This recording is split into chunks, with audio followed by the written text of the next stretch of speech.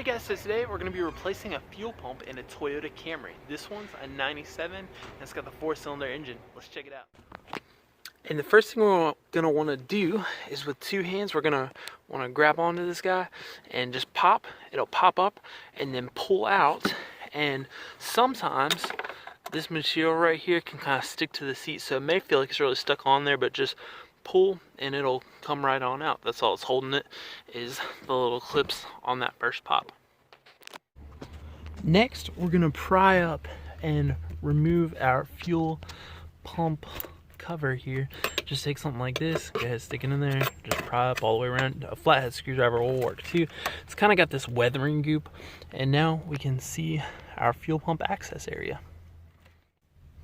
Okay, so next thing we'll do is this guy, the little guy's gonna be plugged in. Just squeeze that end right there, pull him out, and then up here close, we're gonna look and see we've got these little two tabs. You gotta squeeze them, and then with your other hand, pull out on this piece right here. A little bit of fuel's gonna come out, and then we've got, and to access that, there's like two 8mm bolts holding this piece down.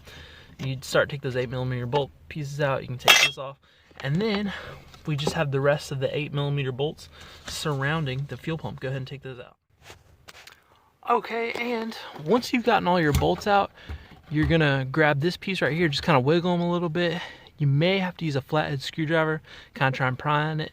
In my case, I did not have to do that. And then you're gonna pick up on it, and then you're gonna kind of pull it up and out, because you have to clear that little lever right there. And then you just pull them out, and we'll take them out here. Try not to spill a lot of gas inside your car, because it will smell a little bit. And then this is what we're looking at. This is our fuel pump. So we just gotta take a couple things off here. Looks like right here, you just need to wedge it with a screwdriver, and here, anywhere there's like a little clip, we're just gonna kind of wedge that off, separate it, and we'll see what our fuel pump looks like here in a second. Okay, and there's the two spots I showed you, and then there's one also on the inside. You're just gonna reach in there with a flathead and kind of pry it up there, and then you should be able to kind of pull this guy off. Okay guys, so I finally was able to pull this guy out, and then you're also gonna wanna slide this guy off too. Again, it's just three little things where you take your screwdriver, just kind of pop it off there.